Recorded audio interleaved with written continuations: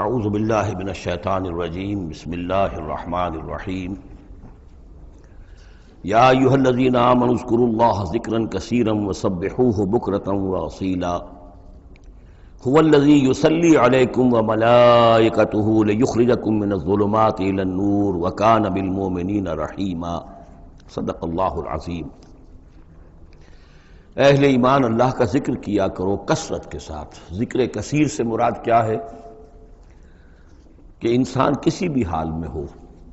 اللہ کو یاد رکھے۔ پنجابی میں ایک کہاوت ہے، ہتھ کارول دل یارول۔ کام آپ کر رہے ہیں، کوئی بھی کر رہے ہیں، لیکن یہ کہ آپ کا دل اللہ کے ساتھ لگا ہونا چاہیے۔ اس کا جو بہترین طریقہ ہے وہ یہ ہے کہ تمام جو بھی معمولات زندگی کے ہیں ان کے ساتھ ہی حضور صلی اللہ علیہ وسلم سے مسنون دعائیں ہیں۔ گھر میں داخل ہو رہے ہیں تو دعا مانگیے، باہر نکل رہے ہیں تو دعا مانگیے، بازار میں داخل ہو رہے ہیں تو دعا مانگیے، بازار سے باہر آ رہے ہیں دعا مانگیے، بیت الخلاء میں داخل ہو رہے ہیں دعا ہے۔ لیکن آپ کام بھی کر رہے ہیں ساتھ کے ساتھ، کوئی اضافی وقت آپ کا نہیں لگ رہا ہے،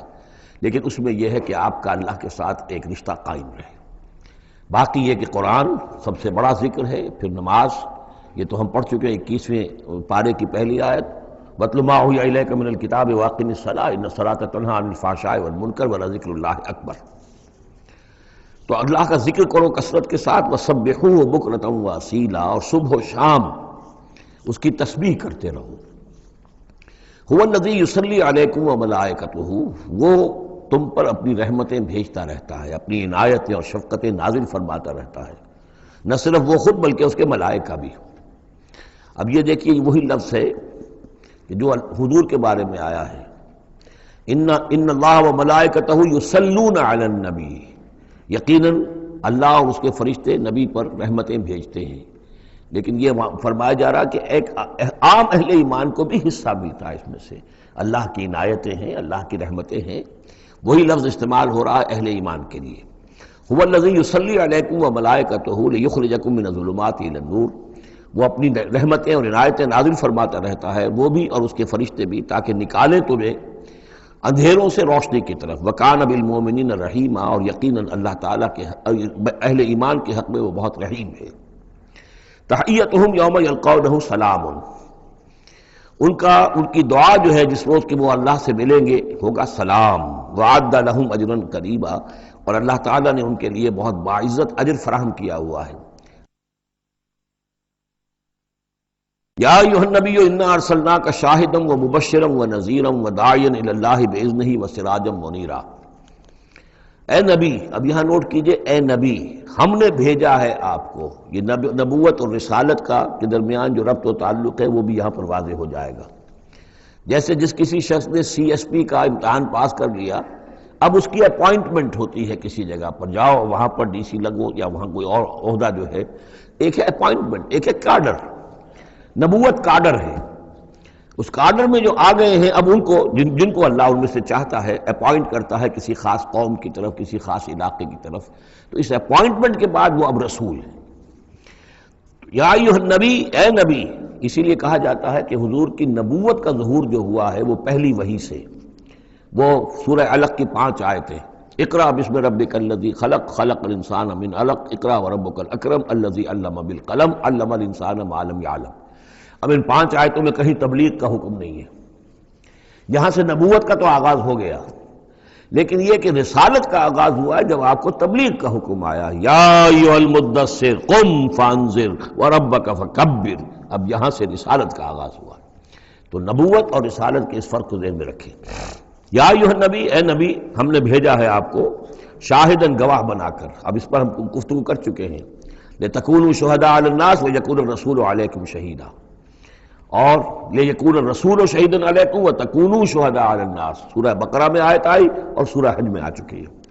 اور مبشر اور نذیر، بشارت دینے والے، خبردار کرنے والے، یہ تو بہت مرتبہ آ چکا ہے، جمع کے صیغے میں، واحد کے صیغے میں۔ وَدَاعِيًا إِلَى اللَّهِ بِإِذْنِهِ، اللہ کی طرف بلانے والے اس کے حکم سے۔ یعنی ایک داعی اور بھی ہوتا ہے جو اللہ کا کوئی بندہ ہے، کوئی صوفیاء میں سے ہے، کوئی اللہ کا نیک آدمی، وہ بھی لوگوں کو بلا رہا ہے اللہ کے راستے کی طرف، لیکن نبی رسول کا کام یہ ہو جاتا ہے کہ وہ اس پر مامور ہے کہ وہ بلائے۔ اس میں زمین و آسمان کا فرق ہے، کہ ایک ہے کہ حفظان صحت کے اصولوں پر تمام شہریوں کو جو ہے اس پہ خیال رکھنا چاہیے، عمل کرنا چاہیے، گلیوں میں گندگی نہ ہو، یہ نہ ہو، وہ نہ ہو، یہ تو گویا کہ اصول شہریت میں سے ہے۔ ایک محکمہ ہے جو قائم کیا گیا اسی کام کے لیے، وہ تو مامور ہیں، وہ تو تنخواہ اسی کی لیتے ہیں، لہذا وہ ہم وقت اسی کام کے اوپر لگے ہوئے ہیں۔ تو اسی طریقے سے دفاع وطن ہے، ویسے تو ہر شہری کا فرض ہے کہ اس کے لیے اپنے آپ کو ہر وقت تیار رکھے، لیکن ایک فوج آپ نے تیار کی ہوئی ہے جو اسی کام کے لیے۔ تو رسول تو گویا کہ وہ پھر داعی اللہ باذنہ ہی، اللہ کے حکم سے مامور من اللہ ہو کر پھر وہ جو ہے دعوت دیتا ہے۔ وسراجا منیرا، اور آپ کو ایک بہت روشن چراغ بنا دیا، چراغ ہدایت۔ وبشر المومنین بان لهم من اللہ فضل کبیرا، اور اہل ایمان کو آپ بشارت دے دیجئے کہ ان کے لیے اللہ کی طرف سے بہت بڑا فضل ہے۔ ولا تطع الکافرین والمنافقین ودع اذاہم، اور آپ ان کافروں اور منافقوں کی باتیں نہ مانیے، ان کی طرف دھیان بھی مت دیجیے۔ ودع اذاہم، اور وہ جو کچھ بھی اذیت آپ کو دینا چاہ رہے ہیں، تکلیف پہنچا رہے ہیں، کوفت پہنچا رہے ہیں، دفع کیجیے ان کی ایذاؤں کو۔ وتوکل علی اللہ، اللہ تعالیٰ پر توکل کیجیے۔ وکفیٰ باللہ وکیلا، اللہ کافی ہے آپ کے لیے سہارا، اور آپ کی مدد کرنے کے لیے اللہ کافی ہے۔ یہ کچھ نہیں بگاڑ سکیں گے، جو چاہیں اسکینڈلز اٹھا لیں، جو چاہیں آپ کے خلاف سازشیں کر لیں، آپ کا بال بیکا نہیں کر سکیں گے۔ یا ایھا الذین آمنوا اذا نکحتم المؤمنات ثم طلقتموہن من قبل ان تمسوہن، اب ایک حکم یہاں پر طلاق کے ضمن میں بھی آ رہا ہے۔ پہلے آ چکا ہے کہ اگر نکاح ہو چکا ہے کسی سے اور کوئی مہر مقرر نہیں ہوا تھا، لیکن پھر بھی طلاق اگر دے دی ہے تو بہرحال اسے کچھ نہ کچھ مہر جو ہے وہ اس کو کچھ نہ کچھ دے دلا کے رخصت کرنا چاہیے۔ اور اگر ملاقات سے قبل نکاح دی ہے، مہر طلاق دے دی ہے، مہر مقرر ہو چکا تھا تو آدھا مہر دینا ہوگا۔ اب یہاں مسئلہ آ رہا ہے عدت کا۔ یا ایھا الذین آمنوا، اہل ایمان، اذا نکحتم المؤمنات، جب تم مومن خواتین سے نکاح کرو، ثم طلقتموہن من قبل ان تمسوہن، پھر کوئی سبب ایسا ہو جائے کہ اس سے پہلے کہ تمہاری ان سے ملاقات ہو، تم انہیں چھو، انہیں تم طلاق دے دو، فما لکم علیہن من عدت تعتدونہا، تو پھر تمہارا کوئی حق نہیں ہے کہ وہ عورت جو ہے عدت کرے اور اس کو تم عدت پوری کرواؤ اس لیے کہ تمہاری ملاقات ہی نہیں ہوئی، کوئی سوال ہی پیدا نہیں ہوتا کہ اس کے رحم میں کوئی بچہ جو ہے اللہ تعالیٰ نے اس کو تخلیق فرما دیا ہو۔ لہذا عدت تو اس لیے ہوتی ہے کہ یہ بات پوری طریقے سے واضح ہو جائے کہ اس معاملے میں سابق شوہر سے کسی کے اس کے وطن میں کوئی کسی کا حمل نہیں ہے۔ وَمَتِّعُوهُنَّ، تو انہیں کچھ دے دلا کر رخصت کرو، وَسَرِّحُوهُنَّ سَرَاحًا جَمِيلًا، اور اپنے ہاں سے رخصت کرنا ہو تو بڑی خوبصورتی کے ساتھ رخصت کرو۔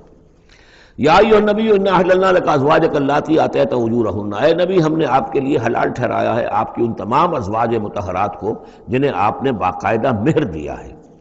وما ملکت یمینک، اسی طرح جو آپ کی ملک یمین ہے، بانیاں ہیں، لونڈیے ہیں۔ مما افاء اللہ علیک، جو اللہ تعالیٰ نے آپ کو فے کے طور پر دے دی ہوں، جیسے آپ کو معلوم ہے کہ یہ ماریہ قبطیہ جو آئی تھی رضی اللہ تعالیٰ عنہ، یہ بھی جو مقوقس تھا مصر کا اس وقت کا حکمران، اس نے ہدیے کے طور پر بھیجی تھی۔ وہ بنات امنے کا، وہ بنات اماتے کا، اسی طرح آپ کے لیے نکاح کرنا جائز ہے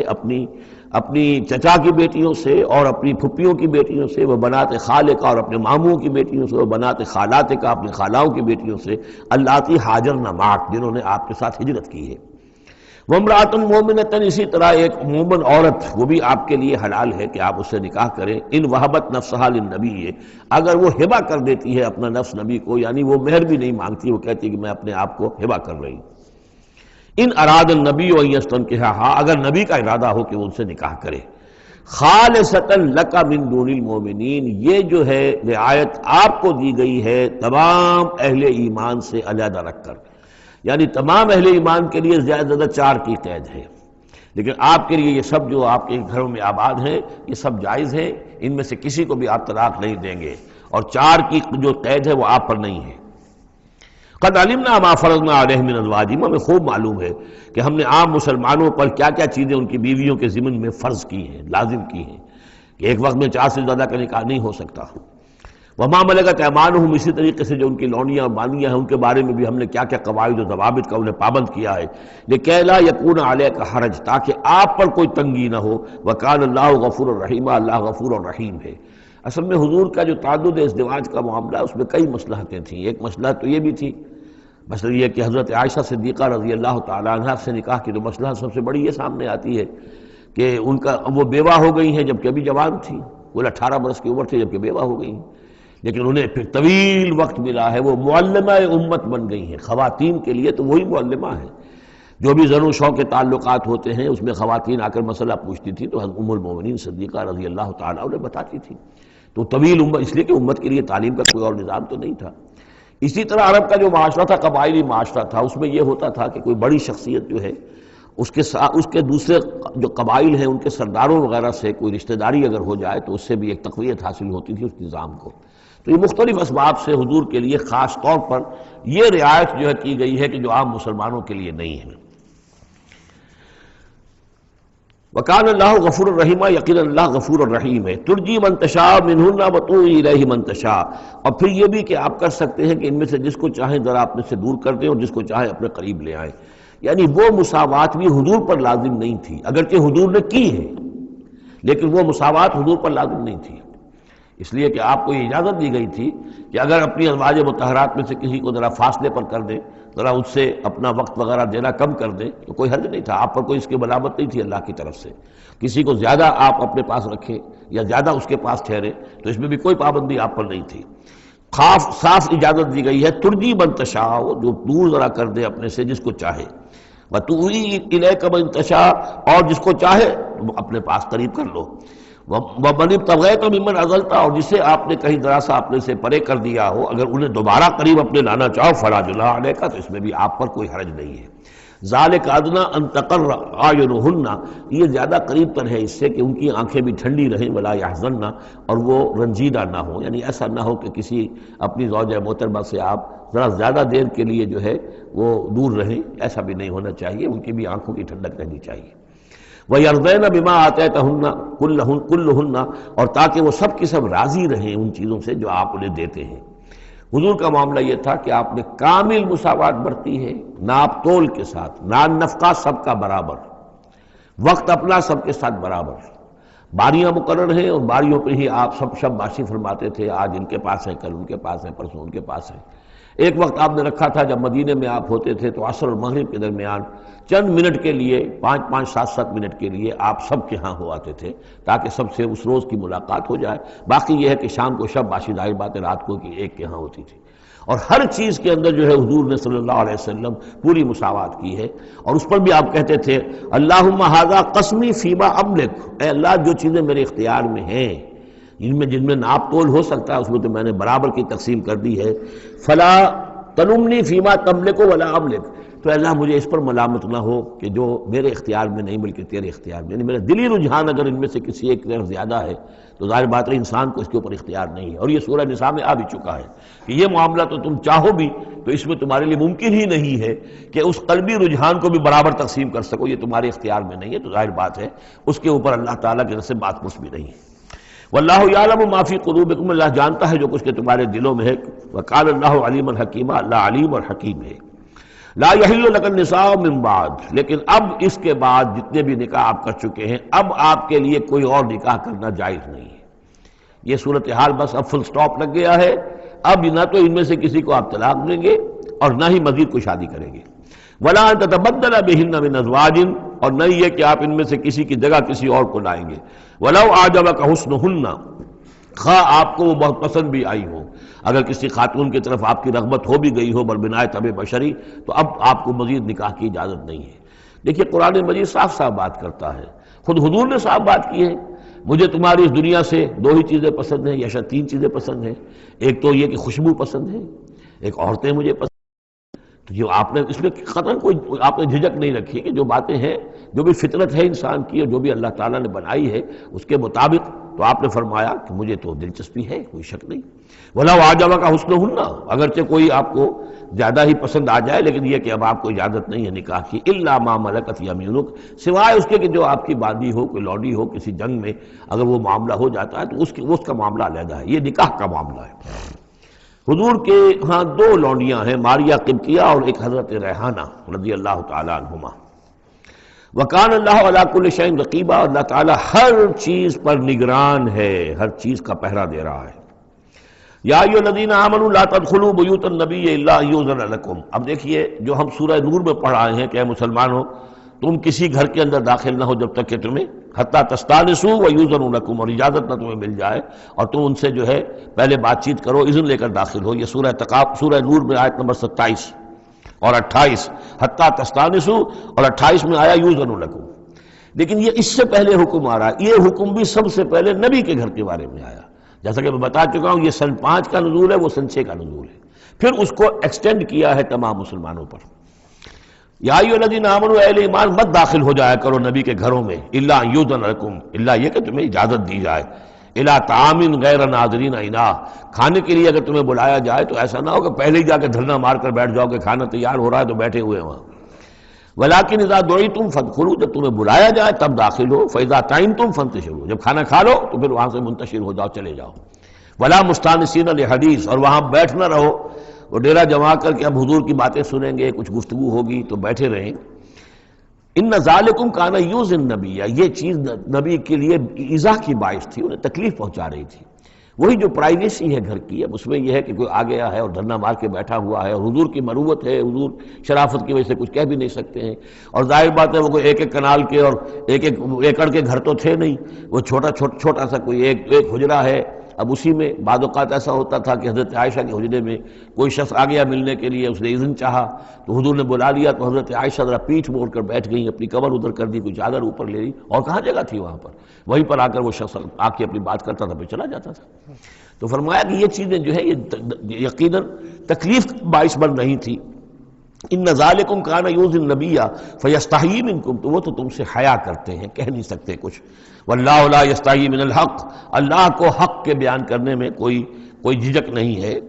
وَإِذَا سَأَلْتُمُوهُنَّ مَتَاعًا فَاسْأَلُوهُنَّ مِنْ وَرَاءِ حِجَاب، اب یہ پہلی مرتبہ لفظ حجاب آیا ہے قرآن میں۔ جب تمہیں نبی کی بیویوں سے کوئی چیز مانگنی ہو تو پردے کی اوٹ سے مانگو۔ یہ گویا کہ اس پردے اور حجاب کے لیے پہلا حکم آیا ہے کہ دروازوں کے اوپر پردے ڈال دیے جائیں، اور یہ کہ پردے کے پیچھے سے رو در رو ہو کر نہیں، ایک دوسرے کے آمنے سامنے ہو کر نہیں، پردے کے پیچھے سے مانگو۔ یہاں سے حجاب کا سلسلہ اب شروع ہوا۔ ذالک اطہر لقلوبکم وقلوبہن، یہی زیادہ پاکیزہ طرز عمل ہے تمہارے دلوں کے لیے بھی، ان کے دلوں کے لیے بھی۔ ظاہر بات ہے کہ مرد اور عورت کے درمیان جو بھی اللہ تعالیٰ نے رکھی ہے، کشش رکھی ہے، اب ان چیزوں میں بہتر یہی ہے کہ نگاہ ایک دوسرے پر نہ پڑے۔ وما کان لکم ان تؤذوا رسول اللہ، اور تمہارے لیے یہ بالکل جائز نہیں ہے کہ تم اللہ کے رسول کو ایذا پہنچاؤ۔ اصل میں اس مسئلے میں ایک بات اور بھی سمجھ لیجئے، حضور کے ساتھ معاملہ خاص بھی تھا۔ ایک تو یہ کہ یہ تمام اصلاحات ہیں جو تمام مسلمان معاشرے کے لیے ہیں، لیکن یہ کہ اس کے لیے چیریٹی بگنز ایٹ ہوم، پہلا کام جو شروع کیا گیا ہے وہ محمد رسول اللہ کے گھر سے۔ لیکن ایک دوسرا مسئلہ بھی ہے کہ جو منافق تھے اور ان میں سے جو شریر تھے، وہ طاق میں رہتے تھے کہ کوئی سکینڈل اٹھائیں حضور صلی اللہ علیہ وسلم کے گھر کے بارے میں۔ اب ظاہر بات ہے کہ حضور کے یہاں اتنی ازواج مطہرات تھیں، جب بعض میں آپ سوچئے کہ کسی کے دل میں یہ بھی آ سکتا ہے، جیسے فرض کیجئے کر کہہ رہا ہوں، حضرت عائشہ جوان ہی تھیں جب کہ حضور کا انتقال ہوا، تو کسی طرف سے ایسی بات بھی آ سکتی تھی کہ ٹھیک ہے آپ اب تو اس وقت تو حضور کے گھر میں آپ آباد ہیں، لیکن یہ ہے کہ بہرحال اب حضور کو انتقال ہونا ہے، پھر میں آپ سے شادی کر لوں گا، کوئی ایسا پیغام دے کر، تاکہ یہ کہ نقب لگانے کا ایک موقع مل جائے، گھر کے اندر محمد کے گھر میں نقب لگائے۔ اس اعتبار سے خاص طور پر ضرورت تھی کہ اس معاملے میں حضور کے گھر والوں کا معاملہ جو ہے اس کے اندر وہ احتیاطی اقدامات کیے جائیں۔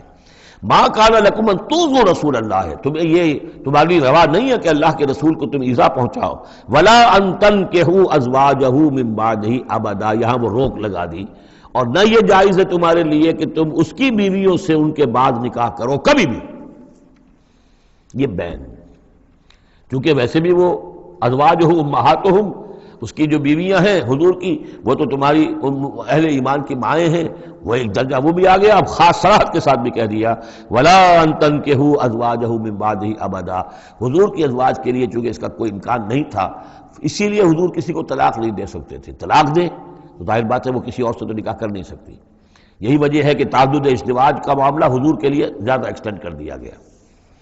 ان ذالکم کان عند اللہ عظیما، اور یہ چیز اللہ کے نزدیک بہت بڑی ہے۔ تو اس سے یہ کہ اگر کسی کے لیے کسی کے دل میں، کسی خبیث کے دل میں کوئی خیال ایسا آ بھی رہا ہو تو اب یہاں یہ کہ اس کی روک لگ گئی کہ یہ بات جو ہے، یہ دروازہ یہ ہمیشہ کے لیے بند ہے۔ ان تبدوا شیئا اور تخفوہ فإن اللہ کان بکل شیء علیما، خواہ تم کسی چیز کو ظاہر کرو اور خواہ تم چھپاؤ، اللہ تعالیٰ تو ہر چیز کا علم رکھتا ہے۔ لا جناح علیکم علیہن فی آبائہن، اب یہ وہ حکم آ رہا ہے جو تفصیل سے آیا ہے بڑی، وہ تو اب ہم پڑھ چکے سورہ نساء میں، وہ بعد میں آیا ہے، یہ ذرا مختصر آ رہا ہے کہ گھر میں داخلے سے جن کو روک دیا گیا ہے کہ وہ گھر سے باہر کھڑے ہو کر مانگنے جو کچھ مانگنا ہے، گھر میں داخل نہیں ہو سکتے، اب اس میں استثناء کون کون ہے، کون گھر میں جا سکتا ہے، اندر جا سکتا ہے، زنانے میں کون جا سکتا ہے؟ لا جناح علیہن، کوئی حرج نہیں ہے نبی کی بیویوں پر، فی آبائہن، ان کے باپوں کے بارے میں، حضرت عمر آئیں حضرت حفصہ کے گھر میں کوئی رکاوٹ نہیں، حضرت ابو بکر آئیں حضرت عائشہ کے گھر میں کوئی رکاوٹ نہیں، ولا ابنائہن، نہ ان کے بیٹوں کے بارے میں، ولا اخوانہن، نہ ان کے بھائیوں کے بارے میں، ولا ابناء اخوانہن، نہ ان کے بھائیوں کے بیٹے یعنی بھتیجوں کا، ولا ابناء اخواتہن، اور نہ ان کی بہنوں کے بیٹے یعنی بھانجوں کا، ولا نسائہن، اور نہ ہی ان کی اپنی جان پہچان والی عورتوں کا، ولا ما ملکت ایمانکم، اور جو غلام یا جو لونیاں ہیں، اور اکثر و بیشتر اہل سنت کے نزدیک یہاں صرف لونیاں مراد ہیں، ان کے بارے میں ٹھیک ہے وہ گھر میں داخل ہوں۔ گویا کہ یہ جو تفصیلی آیت آئی ہے سورہ نساء میں، اس کا یہ نیوکلیس جو ہے جو شروع میں، وہ یہ ہے جو سورہ احزاب کے اندر، یہ مختصر ہے، مزید اس میں پوری فہرست کر کے اس کو مکمل کر دیا کہ یہ ہے محرم، اور جو محرم ہے وہ محرمات ابدیہ ہیں، ان سے کبھی بھی کسی بھی حالت میں نکاح ہو ہی نہیں سکتا اس عورت کا۔ باقی یہ ہے جتنے بھی مرد ہیں وہ نامحرم ہیں، وہ باہر رہیں گے، کوئی چیز مانگنی ہے پردے کے اوٹ سے مانگیں گے، یہ ان کا معاملہ رہے گا، اور گھر میں داخل ہوں گے اگر تو عورت پردہ کرے گی، جیسے کہ حضرت عائشہ کا میں نے آپ کو طریقہ بتایا، یا اگر کہیں 2 کمرے ہیں تو عورت کسی اور کمرے میں جائے گی اور وہ جو ہے وہ کسی اور کمرے میں آئیں گے۔ یہ طریقہ ہے اسلامی معاشرت کا، مسلمانوں کی طرز رہائش کا۔ واتقین اللہ، اور اے نبی کی بیویوں ڈرتی رہو اللہ سے، ان اللہ کان علی کل شیء شہیدا، یقیناً اللہ تعالیٰ ہر چیز پر گواہ ہے۔ ان اللہ وملائکتہ یصلون علی النبی، اب یہ خاص طور پر لفظ وہی ہے، یصلی علیکم وملائکتہ، یہاں سے ترتیب بدل گئی ہے۔ یقیناً اللہ اور اس کے فرشتے رحمت اور شفقت اور عنایت نازل کرتے رہتے ہیں نبی پر صلی اللہ علیہ وسلم۔ یا ایھا الذین آمنوا صلوا علیہ وسلموا تسلیما، اے ایمان کے دعوے دارو، اے ایمان لانے والو، تم بھی ان پر رحمت بھیجتے رہا کرو، اور تم بھی اللہ تعالیٰ سے دعا کرتے رہا کرو کہ اللہ ان کے اوپر اور درود بھیجے اور رحمت بھیجے۔ وسلموا تسلیما، اور سلام کیا کرو، ان کو سلام بھیجا کرو۔ ان الذین یؤذون اللہ ورسولہ، یقیناً وہ لوگ کہ جو ایذا پہنچاتے ہیں اللہ کو اور اس کے رسول کو، لعنہم اللہ فی الدنیا، اب یہ منافقین کا تذکرہ ہو رہا ہے سورہ مبارکہ میں، جیسا کہ مدنی صورتوں میں اکثر و بیشتر ہے۔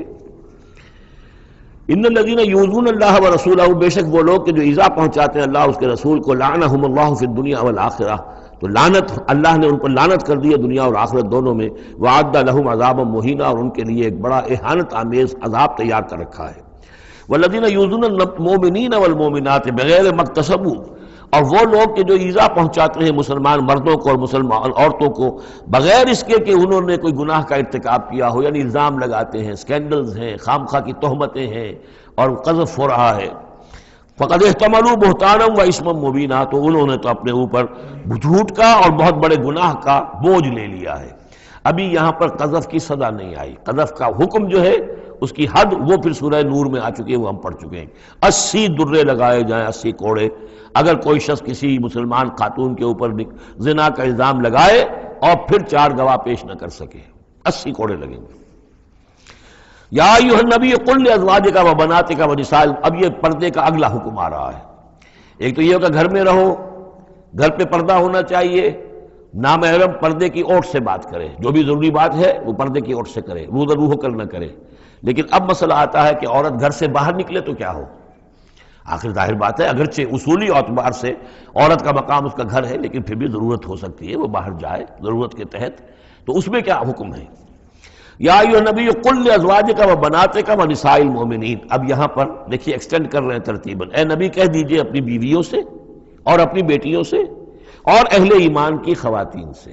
یہ گویا کہ اب اصلاح کا دائرہ جو ہے نبی کے گھر سے نکل کر اب باہر آ رہا ہے تمام اہل ایمان کے لیے۔ کیا کہہ دیجئے؟ یدنین علیہن من جلابیبہن، وہ اپنے اوپر لٹکا لیا کرے اپنی بڑی چادروں کا ایک حصہ۔ دیکھیے جیسا کہ میں نے اس وقت بھی عرض کیا تھا سورہ جب ہم نور پڑھ رہے تھے کہ عرب میں لباس کا یہ اور خواتین کی لباس کا یہ 2 جز تھے، ایک اوڑھنی ہوتی تھی جو گھر میں اوڑھتی تھی، وہ جیسے اب بھی ہمارے یہاں اوڑھنے کا تصور ہے، اس کو کہتے ہیں خمار، اور خمرہن لفظ آیا ان کی جمع جو ہے خمرہن، ولیضربن بخمرہن علی جیوبہن، وہ اپنی ان اوڑھنیوں کا بکل مار لیا کریں اپنے سینوں پر. یہ گھر کے اندر ہوگا. باہر جب نکلتی تھی تو بڑی چادر لے لیتی تھی، اور جو جتنی شریف گھرانے کی ہوتی تھی اتنی ہی وہ اپنے آپ کو اس میں لپیٹ لیتی تھی، لیکن چہرے کے اوپر نہیں ڈالتی تھی. یہاں اس میں صرف یہ اضافہ کیا گیا ہے کہ اس کا ایک حصہ اپنے چہروں پر لٹکا لیا کریں. یہاں سے نقاب کا تصور پیدا ہوا ہے، جو ہمارے ہاں بعض جگہ پر جو ہے خاص طور پہ فرنٹیئر کے علاقے میں اب بھی ہے، وہ چادر لیتی ہیں خواتین، لیکن چادر کا جو حصہ ہے وہ ان کے چہرے کے آگے آیا ہوا ہوتا ہے. یا یہ کہ کسی طریقے سے بس صرف ایک آنکھ کھول کر، خاص طور پر ایران کے اندر اس کا بڑا رواج ہے، ان کو میں نے دیکھا ہے کہ یہ جو ہے اس قدر ایک چادر میں، بڑی چادر میں لپٹی ہوئی ہوتی ہیں دیہاتی خواتین. شہروں کے اندر تو نقشہ ذرا کچھ مختلف ہے. اب وہاں پہ چونکہ یہ بات تقریباً انہوں نے طے کر دی ہے کہ چہرے کا پردہ نہیں ہے، حالانکہ یہ غلط ہے. قرآن میں چہرے کا پردہ ہے. اس حوالے سے وہ جو کہا گیا کہ پردے کی اور سے ان سے بات کی جائے یا مانگا جائے، تو آخری اس کا مطلب یہ کہ چہرہ ہی تو ہے نا جس کو روکا جا رہا ہے. باقی گھر میں جو ازواج مطہرات بغیر لباس کے تو نہیں تھی معاذ اللہ، لیکن یہ کہ چہرے ہی کے پردے کے لیے کہا ہے کہ فَصَلُوهُنَّ مِن وَرَاءِ حجاب، اور حجاب کا لفظ چل رہا ہے اسی کے لیے. لیکن یہ کہ اب یہ حکم دیا گیا کہ آپ ایک چادر کو، جو چادر لے کے آپ نکلتی ہی ہیں باہر، جو بھی شریف خواتین ہیں، وہ چادر کو ذرا اپنے چہروں کے اوپر لٹکا لیا کریں. یہ جلباب کہلاتا تھا، بڑی چادر جو لے کر نکلتے تھے. تو ایک ہے خمار، اوڑھنی، جس کی جمع ہے خمرہن، خمر. ایک ہے جلباب، بڑی چادر، جس کی جمع ہے جلابیب، جلابیبہن. وہ اپنی بڑی چادروں کا ایک حصہ اپنے سامنے لٹکا لیا کرے چہرے کے. ذالک ادنیٰ ان یعرفنا، یہ بہتر ہے اور نزدیک تر ہے اس سے کہ ان کو پہچان لیا جائے کہ یہ شریف گھرانے کی خواتین ہیں. کیونکہ وہاں لونڈیاں مانیاں جو ہوتی تھی ان کے ہاں وہ رواج نہیں تھا. ابھی یہ جو گھر کی خاندانی خواتین ہیں ان کے ساتھ یہ بات شروع کی جا رہی ہے. فلا یؤذین، تو انہیں کوئی ایذا نہ پہنچائی جائے. وکان اللہ غفور الرحیم، اور یقینا اللہ غفور الرحیم ہے. لئن لم ينتهِ المنافقون، اگر یہ منافق باز نہ آئے، والذین فی قلوبہم مرض، اور وہ جن کے دلوں میں روگ ہے، والمرجفون فی المدینہ، اور وہ لوگ کہ جو سنسنی پیدا کرتے ہیں مدینے کے اندر، ایسی خبریں اسکینڈلائز کر کے اور سنسنی پیدا کرتے ہیں کہ یہ بات ہو گئی، فلاں نے یہ کہہ دیا، فلاں نے یہ تہمت لگا دی. لنغرینک، اگر یہ باز نہ آئے تو اے نبی پھر ہم آپ کو اکسا دیں گے، آپ کو اجازت دے دیں گے کہ آپ ان کے خلاف کوئی اقدام کریں. لنغرینک بہم، ہم ان کے اوپر حملہ کرنے کی اور ان کو سزا دینے کے لیے آپ کو کھلی چھوٹ دے دیں گے. ثم لا یجاورونک فیہا الا قلیلا، پھر یہ شہر مدینہ کے اندر آپ کے پڑوسی بن کر نہیں رہ سکیں گے مگر یہ تھوڑا سا وقت جو یہ گزار رہے ہیں. ملعونین، ان پر پھٹکار ہے. اینما ثقفوا اخذوا وقتلوا تقتیلا، جہاں بھی یہ پائے جائیں، پکڑے جائیں اور قتل کیے جائیں، ٹکڑے کر دیے جائیں. لیکن یہ وہ حکم جو ہے یہ ایک اللہ تعالیٰ کی بیزاری اور شدت ناراضگی کا مظہر ہے. لیکن منافقین کے اعتبار سے کبھی اس طرح کا کوئی اقدام حضور کی سیرت میں ثابت نہیں ہے. سنت اللہ فی الذین خلوا من قبل، یہ اللہ کی سنت ہے، اللہ کا طریقہ ہے، اللہ کا قانون ہے. یہ ان قوموں کے بارے میں، امتوں کے بارے میں بھی جو پہلے گزر چکی ہیں. وَلَن تَجِدَ لِسُنَّتِ اللَّهِ تَبْدِيلًا، اور تم نہیں پاؤ گے اللہ کی سنت کے اندر کوئی تبدیلی. وَلَن تَجِدَ لِسُنَّتِ يَسْأَلُكَ النَّاسُ وَلَن تَجِدَ لِسُنَّتِ اللَّهِ تَبْدِيلًا، تم نہیں پاؤ گے اللہ کی سنت میں کوئی تبدیلی. يَسْأَلُكَ النَّاسُ عَنِ السَّاعَةِ، اے نبی لوگ آپ سے قیامت کے بارے میں پوچھتے ہیں. قل انما علمها عند اللہ، کہہ دیجئے اس کا علم تو اللہ کے پاس ہے. وما یدریک لعل الساعة تکون قریبا، اور تمہیں کیا معلوم ہو سکتا ہے کہ قیامت قریب آ چکی ہو. ان اللہ لعن الکافرین وعد لهم سعیرا، اللہ نے کافروں پر لعنت فرمائی ہے اور ان کے لیے دہکتی ہوئی آگ تیار کر رکھی ہے. خالدین فیہا ابدا، اس میں رہیں گے ہمیشہ ہمیش. لا یجدون ولیا ولا نصیرا، نہیں پائیں گے کوئی حمایتی اور نہ مددگار. یوم تقلب وجوہہم فی النار، جس دن کے وہ اوندھے کر دیے جائیں گے آگ میں. یقولون یا لیتنا اطعنا اللہ واطعنا الرسول، اس وقت کہیں گے کہ ہائے کاش کہ ہم نے اطاعت کی ہوتی اللہ کی اور اطاعت کی ہوتی اس کے رسول کی. وقالوا ربنا انا اطعنا سادتنا وکبراءنا فاضلونا السبیل، وہ کہیں گے اے اللہ ہم نے تو اپنے سرداروں اور اپنے جو بڑے چودھری تھے ان کی اطاعت ہم نے کی، ان کا کہنا مانا، ان کے کہے پر چلے، بس انہوں نے ہمیں صحیح راستے سے بھٹکا دیا. ربنا آتہم ضعفین من العذاب، اے اللہ ان کو دگنا عذاب دے. والعنہم لعنا کبیرا، اور ان پر لعنت فرما بہت ہی بڑی لعنت. یا ایھا الذین آمنوا لا تکونوا کالذین آذوا موسیٰ وبرأہ اللہ مما قالوا، اہل ایمان ان لوگوں کے مانند نہ ہو جاؤ کہ جنہوں نے موسیٰ کو اذیت دی تھی. دیکھیں موسیٰ کو ایک اذیت تو وہ تھی جو ہم سورہ مائدہ میں پڑھائے ہیں کہ جب موسیٰ نے کہا علیہ الصلوۃ والسلام کہ اب اللہ کی راہ میں جنگ کرو، اور پوری قوم نے انکار کر دیا۔ ظاہر بات ہے کہ جو آپ پر بیزاری طاری ہوئی، جس پر آپ نے کہا کہ رب انی لا املک الا نفسی واخی فافرق بیننا وبین القوم الفاسقین، تو اس سے اندازہ ہو رہا ہے کس قدر آپ کو تکلیف پہنچی ہے۔ ایک بات روایات میں آتا ہے کہ آپ پر کوئی جسمانی عیب بھی لگایا گیا تھا، وہ اپنی حیا اور شرم کی وجہ سے وہ اپنا لباس جو ہے وہ خاص طور پر اکثر و بیشتر کبھی بھی آپ عریان نہیں ہوتے تھے، جو ان کے ہاں جو رواج تھا ان میں یہ ہے کہ اتنا لحاظ نہیں رکھتے تھے، لیکن یہ کہ اب انہوں نے یہ کہنا شروع کر دیا کہ کوئی عیب ہے ان کے اندر جسمانی طور پر جس کی وجہ سے یہ اتنے شرم اور حیا کا مظاہرہ کرتے ہیں۔ بہرحال اللہ تعالیٰ نے اس کے لیے ایک سبیل پیدا کی، ایک لمبا قصہ ہے کہ جو احادیث میں موجود ہے۔ تو فرمایا تو اب یہ ہے ذاتی قسم کی ایذا، اور میں سمجھتا ہوں کہ وہ حدیث جو اندر جو واقع ہے وہ صحیح ہے، اس لیے کہ یہاں بھی ذاتی قسم کی ایذا ہے جس کا تذکرہ ہو رہا ہے کہ حضور کو حضور کے ازواج مطہرات کے حوالے سے کوئی اس طرح کا سکینڈل اٹھا کر جو ہے تو وہ تو تکلیف، جیسے کہ سورہ نور میں ہم پڑھ آئے ہیں کہ کس قدر دن آپ پر سخت گزرے ہیں وہ جبکہ حضور حضرت عائشہ پر جو ہے وہ تہمت لگائی گئی تھی۔ تو یا ایھا الذین آمنوا لا تکونوا کالذین آذوا موسیٰ، ان لوگوں کے مانند نہ بن جاؤ کہ جنہوں نے موسیٰ کو اذیت دی تھی، فبرأہ اللہ مما قالوا، تو اللہ تعالیٰ نے انہیں بری ثابت کیا،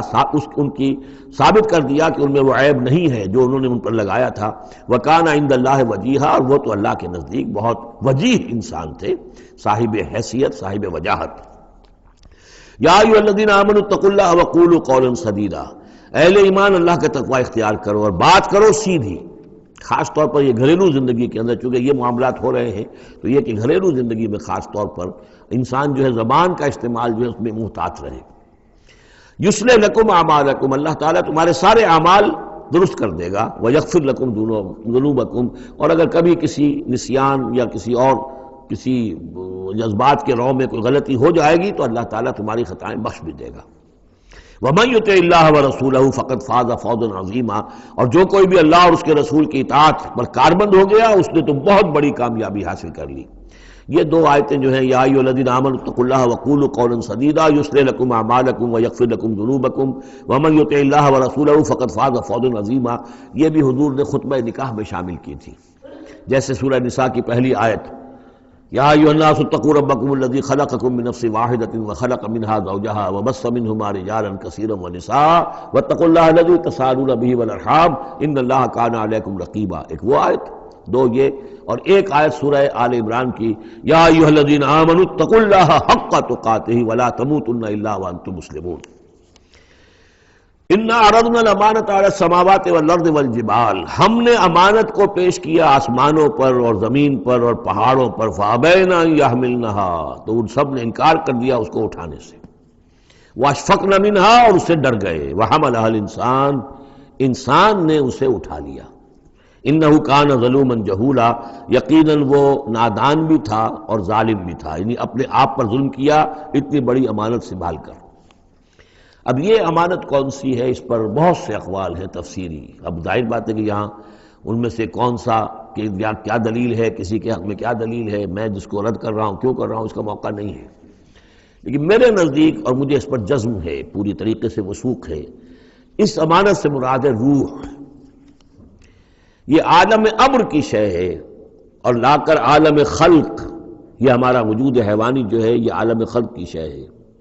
عالم امر کی شے کو بطور امانت عالم خلق کے اس وجود کے اندر امانت کے طور پر رکھا گیا ہے، یہ اللہ کی امانت ہے، وَنَفَخْتُ فِيهِ مِن رُوحِي، اپنی روح میں سے پھونک دو تمہارے اندر، تو یہ ہے امانت، بہت عظیم امانت ہے۔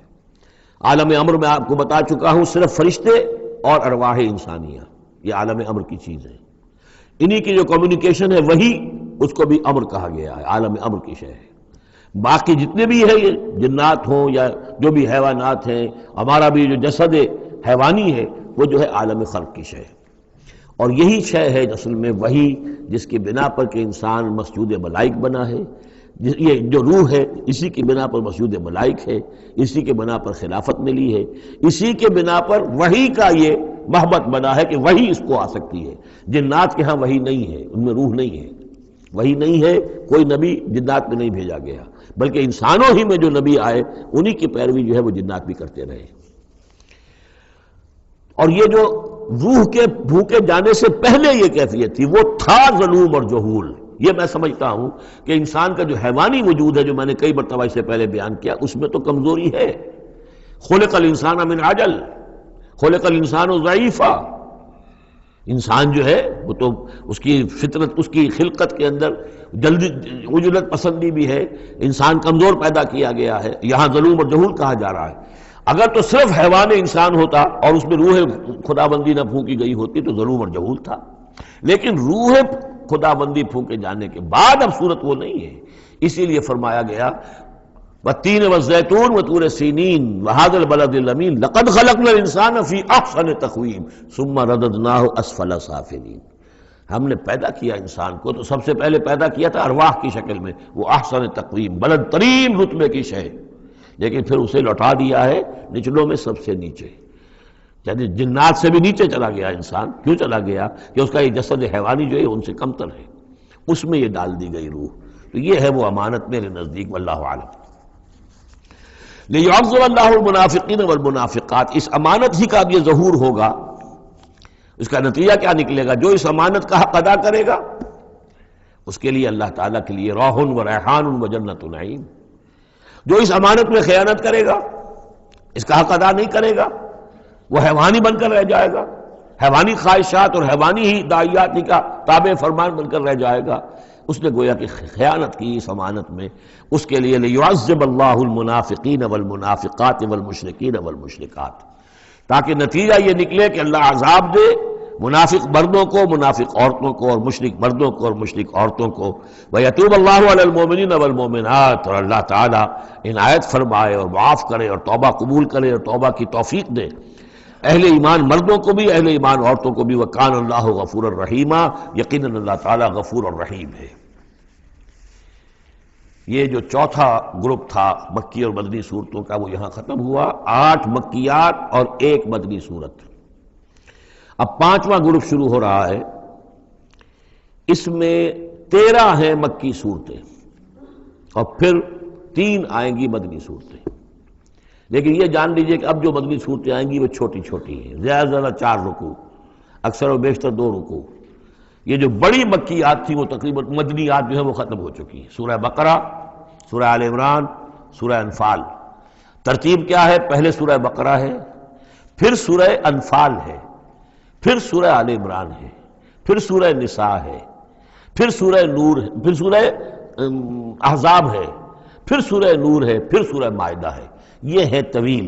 جو سائزیبل اور طویل مدنیات ہیں۔ باقی چھوٹی جو ہے وہ ان کے بین ان کے درمیان آتی نہیں ہے۔ جیسے سورہ صف جو ہے وہ بھی سورہ احزاب کے ساتھ ہی متصل نازل ہوئی ہے۔ سورہ محمد ہے وہ بھی سورہ بقرہ کے ساتھ متصل نازل ہوئی ہے، وہ بھی غزوہ بدر سے پہلے نازل ہوئی ہے۔ تو چھوٹی صورتوں کا معاملہ جو ہے وہ علیحدہ ہو جائے گا، لیکن یہ کہ عام بڑی صورتوں کی ترتیب یہ ہے: البقرہ اور پھر انفال، پھر آل عمران، پھر نساء، پھر یہ جو ہم نے ابھی ختم کی احزاب، اور پھر نور، اور پھر مائدہ۔ سورۃ سبا، بسم اللہ الرحمن الرحیم۔ اب نوٹ کر لیجئے یہ آخری مرتبہ 2 صورتیں قرآن میں آ رہی ہیں جو الحمدللہ سے شروع ہو رہی ہیں، تقریباً 8 پاروں کے فصل سے۔ سورہ فاتحہ الحمد سے شروع ہوئی، الحمدللہ رب العالمین الرحمن الرحیم۔ پھر سورہ انعام آئی تھی، وہ بھی الحمدللہ الذی خلق السماوات والارض وجعل الظلمات والنور۔ اس کے بعد پھر 15ویں پارے میں آئی سورہ کہف، الحمدللہ الذی انزل علی عبدہ الکتاب ولم یجعل لہ عوجا۔ اور اب پھر یہ 7 پاروں کے بعد 22ویں پارے میں سورہ سبا بھی ہے، اس سے آگے سورہ فاطر بھی ہے، یہ جوڑے کی شکل میں ہے، اور یہ دونوں الحمدللہ سے شروع ہو رہی ہیں۔ الحمدللہ الذی لہ ما فی السماوات و ما فی الارض، کل تعریف، کل حمد، کل شکر اللہ کے لیے ہے جس کی ملکیت ہے ہر وہ شے، وہ سب کچھ جو آسمانوں میں ہے اور وہ سب کچھ جو زمین میں ہے۔ وَلَهُ الْحَمْدُ فِي الْآخِرَةِ، اور آخرت میں بھی اسی کے لیے حمد ہوگی۔ وَهُوَ الْحَكِيمُ الْخَبِيرُ، اور یقیناً وہ سب کچھ جاننے والا ہے، باخبر ہے اور کمال حکمت والا۔ اور آخرت میں جو میدان حشر میں حضور نے فرمایا لِوَاءُ الْحَمْدِ بِيَدِي، میرے ہاتھ میں حمد کا جھنڈا ہوگا۔ حضور کھڑے ہوں گے میدان حشر میں لِوَاءُ الْحَمْد، اب حمد کا جھنڈا لے کر۔ اور اس حمد کا خاص تعلق ہے اس آخری امت کے ساتھ۔ حضور کا نام بھی اسی سے ہے، محمد، احمد، حامد، یہ نام ہے حضور کے صلی اللہ علیہ وسلم۔ اور حمد جو ہے حمادون، یہ امت جو ہے حمادون ہے، یہ بہت حمد کرنے والے ہیں، اور قیامت کے دن میدان حشر کے اندر حمد کا جھنڈا حضور کے ہاتھ میں ہوگا، دست مبارک میں، اور حضور فرماتے ہیں اس روز جو میں اللہ کی حمد کروں گا وہ آج نہیں کر سکتا۔ یعلم ما یلج فی الارض وما یخرج منها، وہ جانتا ہے جو کچھ زمین میں گھستا ہے، داخل ہوتا ہے، اور جو کچھ کہ اس سے نکلتا ہے۔ وما ينزل من السماء وما يعرج فيها، اور جو کچھ کہ اترتا ہے آسمان سے نازل ہوتا ہے، اور جو کچھ کہ چڑھتا ہے اس میں۔ وهو الرحیم الغفور، اور وہ غفور ہے اور رحیم ہے۔ وقال الذين كفروا لا تأتينا الساعة، اور یہ کہتے ہیں کافر کہ کبھی یہ قیامت نہیں آئے گی، یا ساعہ جو ہے کبھی نہیں آئے گی۔ ساعہ اور قیامہ کا فرق میں بیان کر چکا ہوں، اور اس میں گویا کہ ابھی تک جو قریب ماضی قریب تک جو خیال رہا ہے سائنسدانوں کا کہ کائنات ابدی ہے، ہمیشہ رہے گی، اس کے ختم ہونے کا سوال ہی نہیں۔ اب یہ ہے کہ سائنس جو ہے فزکس کے میدان میں یہ بات مسلم ہو چکی ہے کہ یہ ابدی نہیں ہے، بلکہ اس سے ختم ہونا، کتنا عرصہ میں ختم ہونا یہ ہم نہیں کہہ سکتے، لیکن یہ کہ مختلف اعتبارات سے یہ طے اب ہو چکا ہے کہ یہ ہمیشہ رہنے والی نہیں ہے، اس کو ایک دن ختم ہونا ہے۔ اور جس طرح کہ یہ پھیلی ہے، جس طریقے سے پھل جھڑی ہوتی ہے ایک، اسی طریقے سے یہ پھیلی ہے اور اسی طریقے سے یہ واپس لوٹ جائے گی۔ بقل بلا وربی، کہہ دیجئے کیوں نہیں، یقیناً مجھے میرے رب کی قسم ہے، لتاتینکم، وہ تم پر آ کر رہے گی، دھمک کر رہے گی، آ دھمکے گی تم پر۔ عالم الغیب، مجھے اپنے اس رب کی قسم ہے کہ جو تمام چھپی ہوئی چیزوں کا جاننے والا ہے۔ لا یعزب عنہ مثقال ذرۃ فی السماوات ولا فی الارض، اس سے غائب نہیں ہو سکتا کوئی ذرہ بھی، نہ آسمانوں میں اور نہ زمین میں۔ ولا اصغر من ذلک ولا اکبر، اور نہ کوئی شے جو اس سے چھوٹی ہو اور نہ وہ کہ اس سے بڑی ہو، الا فی کتاب مبین، مگر یہ کہ وہ کتاب مبین میں، روشن کتاب میں موجود ہے۔ لیجزی الذین آمنوا، یہ قیامت جو آئے گی کیوں آئے گی؟ لیجزی الذین آمنوا وعملوا الصالحات، تاکہ بدلہ دے، جزا دے اللہ تعالیٰ اپنے اہل ایمان بندوں کو جنہوں نے کام کیے۔ اگر نہیں آتی قیامت تو یہ تو بڑی ناانصافی ہو جائے گی۔ جنہوں نے اللہ کے لیے اپنی لذات کو چھوڑا، دنیاوی لذائذ کو چھوڑا، اپنے عیش کو چھوڑا، انہوں نے جان جوکھوں میں ڈالی، انہوں نے جہاد کیا، انہوں نے قتال کیا، انہوں نے اپنے کیریئرز برباد کیے، اپنے مستقبل خراب کر لیے دنیاوی اعتبار سے، ہم ان کو کوئی بدلہ نہ ملے، کہیں ان کا اعزاز و اکرام نہ ہو، کہیں ان کو جو ہے خلعتیں نہ ملے، تو یہ تو بڑا ظلم ہو جائے گا۔ لیجزی الذین آمنوا وعملوا الصالحات اولئک لهم مغفرۃ ورزق کریم، یقیناً ان کے لیے مغفرت بھی ہے اور بہت ہی باعزت روزی بھی ہے۔ والذین سعوا فی آیاتنا معاجزین، اور وہ لوگ کہ جو ہماری آیات کو جھٹلانے میں جو ہے کوشاں ہیں، ہرانے میں، شکست دینے کے اندر، اولئک لهم عذاب من رجز علیم، ان کے لیے تو پھر عذاب ہوگا بہت دردناک۔ وَيَرَى الَّذِينَ أُوتُوا الْعِلْمَ الَّذِي أُنزِلَ إِلَيْكَ مِن رَّبِّكَ هُوَ الْحَقُّ، تاکہ دیکھ لے وہ لوگ کہ جن کو علم دیا گیا ہے کہ یہ جو چیز نازل کی گئی ہے محمد آپ کی طرف، یہ حق ہے آپ کے رب کی طرف سے۔ وَيَهْدِي إِلَىٰ صِرَاطِ الْعَزِيزِ الْحَمِيدِ، اور یہ ہدایت دیتی ہے عزیز اور حمید ہستی یعنی اللہ تعالیٰ کے راستے کی طرف۔ وَقَالَ الَّذِينَ كَفَرُوا، اور جو کافر کہتے ہیں هَلْ نَدُلُّكُمْ عَلَىٰ رَجُلٍ، کیا ذرا ہم بتائیں آپ کو ایک شخص ایسا بھی ہمارے ہاں پیدا ہو گیا ہے، یہ اس طریقے سے استہزائی انداز میں کہتے تھے کہ هل ندلکم علی رجل، ایک ایسے شخص کی طرف رہنمائی کریں تمہاری، ینبئکم، جو تمہیں یہ خبر دے رہا ہے، اذا مزقتم کل ممزق، جب کہ تم بالکل ریزہ ریزہ ہو جاؤ گے، مرنے کے بعد مٹی ہو کر مٹی میں مل جاؤ گے، انکم لفی خلق جدید، پھر تمہیں ایک مرتبہ اور بنا دیا جائے گا، پیدا کر دیا جائے گا۔ افترا علی اللہ کذبا، اس آیت کو نوٹ کر لیجئے اس لیے کہ سورت کے آخر میں پھر اس کا حوالہ آئے گا کہ وہ شش و پنج میں تھے۔ معاملہ کیا ہے؟ کیا یہ محمد نے جھوٹ گھڑ لیا ہے؟ اب اس کے بھی شواہد نہیں ملتے تھے ان کے سامنے کہ ان کی سیرت و کردار، آخر 40 برس جو ہمارے مابین انہوں نے گزارے ہیں، الصادق الامین، ہم نے خود خطاب دیا ان کو۔ تو افترا علی اللہ کذبا، کیا انہوں نے اب اتنی بڑی جسارت کی ہے کہ کوئی چیز گھڑ کر جھوٹ موٹ اللہ کی طرف جو ہے وہ منسوب کر دی ہے؟ ام بہی جنہ، یا یہ کہ ان پر کوئی جنون ہو گیا ہے، وہ دماغی توازن کھو بیٹھے ہیں، یا کوئی آسیب کا سایہ آ گیا، یعنی ظاہر بات ہے کہ آسیب کا سایہ ہو گیا ہے، اور کوئی اگر ان کو جنون کا عارضہ ہو گیا تو پھر تو یہ پھر ملامت نہیں ہے، پھر تو آدمی کہہ دیتا ہے جو بھی چاہے کہہ دے، اس نے جان بوجھ کر تو جھوٹ نہیں بولا، دیوانہ آدمی جو ہے وہ جان بوجھ کر جھوٹ نہیں بول رہا ہوتا، جو منہ میں آیا کہہ رہا ہے۔ تو ہو سکتا ہے تو یہ ان کے درمیان گویا کہ ایک انہیں اس میں ابھی شش و پنج ہے۔ یہ جیسا کہ میں نے آپ چرچ کیا نا، یہ صورتیں وہ ہیں کہ جو درمیانی 4 سالوں کی ہیں، آخر میں آ کر جو بھی وہ پوری طرح پولرائزیشن ہو گئی تھی وہ تو ہم پڑھ چکے ہیں 14 جمع 2 16 صورتیں تقریباً، ان میں سے ایک نکال دیجیے سورہ ہجر، تو 15 صورتیں وہ ہیں کہ جو آخری 4 سال جو ہیں آپ کے قیام مکہ کے اس دور کے ہیں۔ اور یہ جو 2 گروپ ہیں درمیانی مکی صورتوں کے، یہ ہیں درمیانی 4 سال۔ ان میں سے بھی سورہ شعراء کو نکال دیجئے کہ وہ ابتدائی دور کی صورت ہے، باقی یہ تقریباً سب کی سب وہ صورتیں۔ تو اب ان کے اندر بھی خود بھی ایسے لوگ تھے کہ جو شش و پنج میں تھے کہ ہوا کیا، ماجرا کیا ہے، کیا واقعی محمد نے اتنے سچے صادق الامین انسان نے جھوٹ گھڑ لیا؟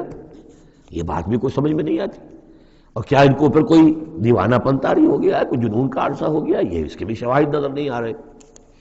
بل الذین لا یؤمنون بالآخرۃ فی العذاب بل الذین لا یؤمنون بالآخرۃ فی العذاب، بلکہ یہ وہ لوگ کہ جو آخرت پر یقین نہیں رکھتے وہ عذاب میں آئے ہوئے ہیں، ان کی جان اس ضیق میں پھنس گئی ہے، وہ دلال ہے، اور وہ اس میں یعنی گمراہی کے اندر پڑ گئے ہیں بڑی دور کی، اور ان کی سمجھ میں جو بات آ نہیں رہی ہے، اگر آخرت کا انہیں یقین ہوتا تو یہ بات ان کو سمجھ میں آ جاتی۔ افلم یروا الی ما بین ایدیہم وما خلفہم، تو کیا انہوں نے دیکھا نہیں جو کچھ ان کے سامنے ہے اور جو کچھ ان کے پیچھے ہے، من السماء والارض، آسمانوں اور زمین میں سے۔ سامنے کیا ہے؟ آپ کائنات کو دیکھتے ہیں، یہ سب آپ کے سامنے ہے۔ پیچھے کیا ہے؟ تاریخی شواہد جو ہیں وہ آپ کے پیچھے ہیں۔ تو یہ جو ایام اللہ کے ذریعے سے تذکیر ہوتی ہے یہ ہے پیچھے، اور جو آلاء اللہ سے جو تذکیر ہوتی ہے یہ ہے سامنے کی شے۔ تو انہوں نے کیا دیکھا نہیں؟ ان نشاء نخسف بہم الارض، اگر ہم چاہیں تو ان کو زمین میں دھسا دیں، اور نسقط علیہم کسفا من السماء، اور اگر ہم چاہیں تو ان پر آسمان کا کوئی ٹکڑا گرا دیں۔ ان فی ذلک لآیۃ لکل عبد منیب، یقیناً اس میں نشانی ہے ہر اس شخص کے لیے، ہر اس بندے کے لیے جو اللہ کی طرف رجوع کرے۔ وَلَقَدْ آتَيْنَا دَاوُودَ مِنَّا فَضْلًا، اور ہم نے داؤد کو، حضرت داؤد حضرت سلیمان دونوں کا ذکر آیا تھا اس سے پہلے سورہ نمل میں، لیکن وہاں حضرت داؤد کا ذکر بہت ہی مختصر پہلی آیت میں تھا، باقی سارا معاملہ پھر حضرت سلیمان کا تھا۔ لیکن یہاں اب ذرا حضرت داؤد علیہ السلام کی شخصیت کو زیادہ اور ان کا ایک واقعہ بیان کیا جا رہا ہے۔ وَلَقَدْ آتَيْنَا دَاوُودَ مِنَّا فَضْلًا، اور ہم نے داؤد کو اپنی طرف سے اپنے خاص خزانہ فضل سے بڑا فضل عطا کیا تھا۔ یا جبال اوبی معہ والطیر، اور ہم نے حکم دے دیا تھا پہاڑوں کو بھی اور پرندوں کو بھی کہ ان کے ساتھ آواز میں آواز ملا کر حمد کے ترانوں میں ان کے ساتھ شامل ہو جائیں۔ یہ تعویب کہتے ہیں ترجیح، لوٹانا۔ جیسے کہ کسی وقت کوئی گانا ہو رہا ہے تو گانے میں کوئی ایک بول ہوتا ہے جو بار بار آتا ہے، اور یہ کہ اس کو پھر بہت سے لوگ مل کر گاتے ہیں، کوئی ایک گانے والا ہے یا گانے والی ہے، عام گانا مین تو اس کا ہے، لیکن کوئی درمیان میں ایسی چیز آتی ہے کہ جس کو وہ سب کے سب مل کر آواز میں پھر اس کو دہراتے ہیں، یہ ہے تعویب۔ تو اللہ تعالیٰ نے حکم دے دیا تھا یا جبال ہو، اے پہاڑ، اور اوبی معہ، اس کے ساتھ تم اپنی آواز ملاؤ اور اس کے ساتھ اس ترانہ حمد میں شریک ہو جاؤ، والطیر، اور اے پرندو تم بھی، وَعَلَنَّا لَهُ الْحَدِيدَ، اور ہم نے اس کے لیے نرم کر دیا لوہے کو، ان اعمل سابغات، کہ اے داؤد ہم نے تمہیں یہ کام سکھا دیا ہے، لوہا اب تمہارے لیے آسان کر دیا، نرم کر دیا ہے، اب اس سے بناؤ زرہیں کشادہ، وقدر فی السرد، اور جو زرہ بنانے میں اب جوڑ بنانے پڑتے ہیں تو اس کے لیے یہ ہے کہ اس میں جوڑ کڑیاں ملاؤ بڑی حساب کے ساتھ، وقدر فی السرد وَعَمَلُوا صَالِحًا، اور نیک عمل کیا کرو، انی بما تعملون بصیر، یقیناً ہم جو کچھ تم کر رہے ہو اسے دیکھ رہے ہیں۔ وَلِسُلَيْمَانَ الرِّيحُ غُدُوُّهَا شَهْرٌ وَرَوَاحُهَا شَهْرٌ، اور ہم نے ریحا، وَلِسُلَيْمَانَ الرِّيحَ، اور ہم نے حکم دے دیا تھا ہوا کو اور مسخر کر دیا تھا سلیمان کے لیے کہ صبح کو وہ چلتی تھی تو 1 مہینے کی مسافت تک حضرت سلیمان کو لے جاتی تھی، یعنی عام حالات میں جو ان کا اس زمانے کے جو بھی ٹرانسپورٹ کے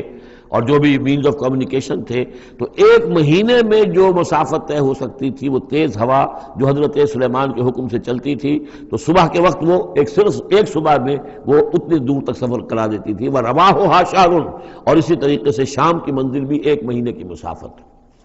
وَأَصَلْنَا لَهُ عَيْنَ الْقِطْرِ، اور ہم نے اس کے لیے جاری کر دیا تھا ایک چشمہ پگھلے ہوئے تانبے کا، وَمِنَ الْجِنِّ، اور جنات میں سے ہم نے ان کے تابع کر دیے تھے، مسخر کر دیے تھے، مَن يَعْمَلُ بَيْنَ يَدَيْهِ، جو ان کے سامنے مشقت کرتے تھے، مزدوری کرتے تھے، ان سے کام لیتے تھے حضرت سلیمان بِإِذْنِ رَبِّهِ، اپنے رب کے اذن سے۔ وَمَن يَزِغْ مِنْهُمْ عَنْ أَمْرِنَا، اور جو کوئی بھی ان میں سے ہمارے حکم سے کوئی سرتابی کرتا تھا، ٹیڑھا ہوتا تھا، نُذِقْهُ مِنْ عَذَابِ السَّعِيرِ، ہم اس کو عذاب دکھاتے تھے، بہت جلا دینے والا عذاب۔ یعملون لہ، اور یہ شیاطین، یہ جن جو کیا کرتے تھے ان کے لیے، یعملون لہ ما یشاء، ہر عمل کرتے تھے اور وہ چیزیں بناتے تھے جو وہ چاہتے تھے، من محاریب، بڑی بڑی عمارتیں بناتے تھے، بتماثیل، بڑے بڑے مجسمے بناتے تھے۔ اب یہ تماثیل کا بنانا جو ہے شریعت محمدی میں حرام ہو چکا ہے، لیکن یہ کہ معلوم ہوتا ہے کہ اس وقت تک اس کے اندر حرمت نہیں تھی۔ بجفان، جفان کا جواب، اتنے بڑے بڑے کڑھائے ہوتے تھے لگن کہ جیسے کہ وہ تالاب ہیں، اور قدور الراسیات، اور اتنی بڑی دیگیں ہوتی تھی جو ہل نہیں سکتی کہیں، بس وہ مستقل طور پر چولہوں کے اوپر رکھ دی گئی تھی۔ اس قسم کی دیگ سنا ہے کہ اجمیر شریف میں ہے، وہاں جو شیخ معین الدین اجمیری رحمۃ اللہ علیہ کا جو مزار ہے، تو وہاں وہ دیگیں ہیں بہت بڑی بڑی، جن کے اندر جو ہے وہ تو پھر انسان اس کے اندر داخل ہو کر پھر وہاں سے بھر بھر کے وہ لوگوں کو دیتے ہیں، اس لیے کہ وہاں جو ہجوم ہوتا ہے تو اس کے لیے اتنا بندوبست وہاں کیا گیا ہے۔ تو ایک نشانی اگر کسی کو دیکھنی ہو تو وہاں جا کر دیکھ لے۔ لیکن حضرت سلیمان کے لیے یہ جنات کے ذریعے سے اللہ تعالیٰ نے یہ سارا کام فراہم کر دیا تھا۔ اعملوا آل داؤد شکرا، اے داؤد کے گھر والوں، چونکہ حضرت داؤد کے بیٹے حضرت سلیمان، تو ان سے کہا جا رہا ہے عمل کرو اور احسان مان کر ہماری نعمتوں کا حق ادا کرتے ہوئے، وَقَلِيلٌ مِّنْ عِبَادِيَ الشَّكُورُ، اور واقعہ یہ ہے کہ ہمارے بندوں میں سے، میرے بندوں میں سے شکر کرنے والے کم ہی ہیں۔ فلما قضینا علیہ الموت، جب ہم نے ان پر موت طاری کر دی، ما دلہم علی موتہ، تو ان جنات کو اس کی موت کی خبر نہ ہو سکی، نہیں مطلع کیا اس کی موت پر جنات کو، الا دابۃ الارض، مگر یہ جو گھن ہے دیمک، اس نے، زمین کا کیڑا، تاکل من سأتہ، کہ وہ کھا گیا اس کو، اس کی وہ جو عصا تھا جس کو لے کر کے ٹیک لگا کر حضرت داؤد کھڑے تھے، وہ جان قبض ہو چکی ہے، انتقال کر گئے، لیکن وہ کھڑے رہے وہاں پر، اور جب وہ عصا جو ہے وہ دیمک چٹ کر گئی اور وہ عصا گرا، ٹوٹا، اور پھر حضرت جو سلیمان کی جو کا جسد جو ہے وہ گرا، تو انہیں معلوم ہوا۔ فلما خرّا، تو جب وہ گر پڑے، تبینت الجن، تو اب معلوم ہو گیا جنات کو، اللہ کانوا یعلمون الغیب، اگر انہیں علم غیب حاصل ہوتا، ما لبثوا فی العذاب المہین، تو وہ اس عذاب مہین میں نہ رہتے اتنے عرصے تک۔ وہ یہی سمجھ رہے تھے کہ یہ کھڑے ہوئے ہیں سلیمان، لہذا جو بھی کام لگا رکھا ہے وہ کام کر رہے ہیں۔ لقد کان لسبأ فی مسکنہم آیہ، اسی طرح قوم سبا کے لیے بھی ان کے مسکن میں، ان کے وطن میں ہماری ایک نشانی تھی۔